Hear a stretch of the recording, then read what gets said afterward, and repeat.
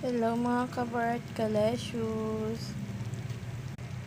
So ayan, meron tayong lechong paksiw dito. Ayan, paluto na yan. So malapot na siya.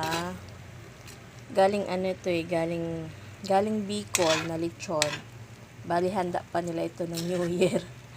So pinadalhan kami dito ng lechon. So anong petsa na? O ayan. So pinaghati-hati sa amin dito. Kaya ayan, luto ko na. Nilechong paksiw ko na. So, ang sarap niya. So, bali mang tumas na lang yung ginamit ko instead na na yung talagang atay ng baboy. Sarap ng timpla. Pinakuloan ko muna siya sa suka. May konting tubig.